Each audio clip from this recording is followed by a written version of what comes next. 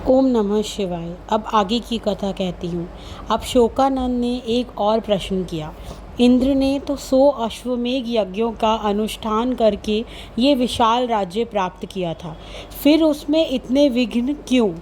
सूत जी बोले, देवताओं, दानव व मनुष्य सभी के सुख और दुख का कारण कर्म ही है। इंद्र ने गुरु की अवहेलना की, विश्व रूप का वध किया, महर्षि गौतम की पत्नी का उपभोग किया। इन्हीं बुरे कर्मों के फल उन्हें प्राप्त हुआ। इसलिए यदि आप पापी बन जाएं तो प्रायश्चित करना भी अनिवार्य है। उस समय देवगण परिस्थिति पर विचार कर बृहस्पति देव के पास गए।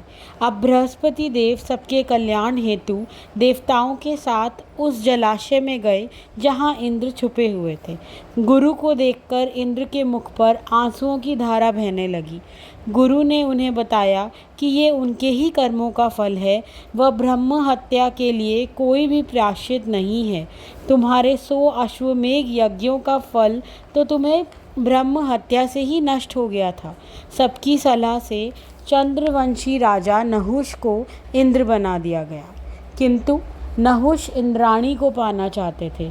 इंद्राणी ने कहा, वह मुझे प्राप्त करने के योग्य नहीं है, वह नहुष के लिए वे पराई स्त्री हैं। यदि वह फिर भी उन्हें पाने की अभिलाषा रखता है तो ऐसे वाहन पर बैठकर आए जो वाहन बनने के योग्य ही ना हो। काम से मोहित नहुष ने तपस्वी ब्राह्मण को चुना।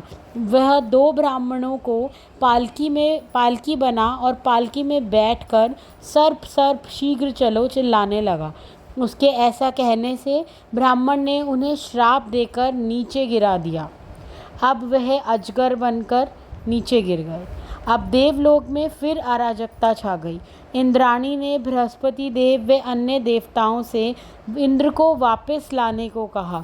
सब एकत्रित हो देवराज इंद्र के पास पहुँचे। पृथ्वी से ब्रह्म हत्या के पाप का बोझ लेने की प्रार्थना की गई, क्योंकि अगर इस ब्रह्म हत्या को पृथ्वी और कई चीज़ों में बांटा जाता तो इंद्र से वो पाप कम हो सकता था और तभी हटाया जा सकता। वह उन्हें कहा गया कि जब भगवान वासुदेव अवतार लेंगे उस समय उनके चरणों से स्पर्श होकर पृथ्वी निष्पाप हो जाएगी। कुछ अंश वृक्षों को भी दिया गया। जब वृक्षों की टहनियाँ बढ़ेंगी उसके अंशों से वह वृक्ष भी पाप मुक्त हो जाएंगे। कुछ स्त्रियों को दिया गया। इस प्रकार इंद्र की ब्रह्म हत्या के पाप को विभाजित कर इंद्र का पाप नष्ट किया गया। अब इंद्र पाप से ब्रह्म हत्या के पाप से मुक्त हो गए। वह इसीलिए उन्हें पुनः अभिषेक किया गया और संपूर्ण देवराज का शासन दिया गया। अब सारे निवासियों देवताओं में अपार आनंद छा गया। वह जश्न का माहौल हो गया।